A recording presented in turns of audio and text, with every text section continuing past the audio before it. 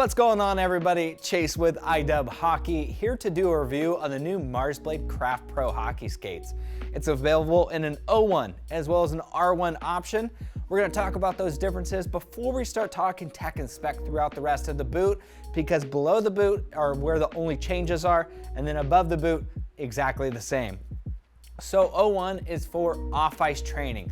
Perfect for the ice hockey player looking for the ultimate off-ice training tool, because the flow motion technology simulates the muscles, the skills you need to skate on ice away from the rink. So really cool for that ice hockey player, as it does give them such a great advantage away from the rink. And as we get into the R1, this is all about ultimate roller hockey performance. It still has flow motion technology, not to the same degree that we see in the O1, because the R1 creates more meaningful contact between your wheels and the surface area.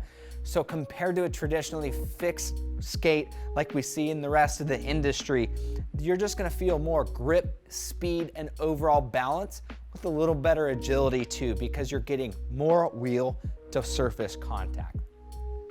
Now, we do see some differences in materials too. Starting with the R1, we have the revision variant style wheels, 74A dual pore ultimate indoor performance. So great for tiled surfaces as well as very smooth concrete. This is sitting in the two-piece magnesium aluminum chassis. R1 to be specific, so it's going to be lighter and it's going to be able to withstand the impacts of gameplay, such as pucks and slashes and anything else that might happen.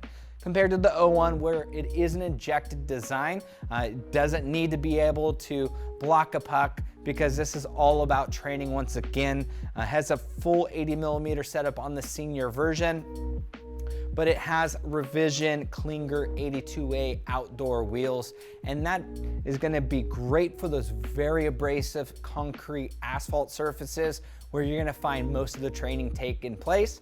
But if you do decide to play indoors or train indoors with the O1s, I would recommend getting some a little bit softer indoor wheels.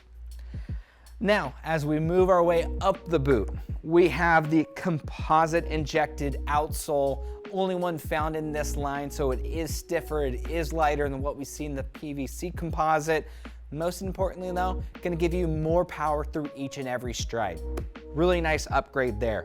Same thing with the boot. I mean, this is a really big jump in stiffness compared to the lower end team models. What I really like about it, and I've seen this in most of the other price points too, is just how anatomical right out of the box this entire Kraft line is.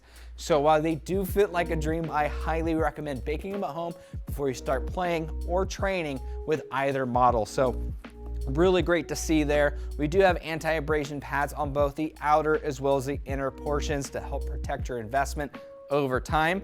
A fully flexed tendon, which I'm a big fan of, because it allows you to get that full toe snap extension, allowing you to squeeze every ounce of power out of your stride as possible. Very pro style felt tongue here. But as far as the construction goes, the two-piece design forms to the top of the foot, so it's super comfy, really thick pro style felt. We have injected foams down through the middle. We also have an injected insert on the top of the foot, so really great for that high level hockey when you might be blocking a really hard shot, or unfortunately taking a hack from the competition because they can't keep up with you because you have the flow motion technology. But again, same thing that we see on the O1, so a lot of great value there, but just a really great tongue overall. What's really unique though is that they included the Clarino that they use on the liner also on the back side of the tongue. So it has such an incredibly comfortable fit and feel right out of the box. It's also well ventilated too. So if you're like me, who sweats a lot on the rink, especially towards the end of the game, it's gonna help create a little airflow to keep your feet dry, keeping them nice and planted all game long. At the top, we do have comfort edge wraps. So with that stiff boot, it's gonna alleviate any of that high ankle irritation, especially if you're on the rink 4 to 5 times a week. Down inside the boot, very anatomical memory foam like ankle pads.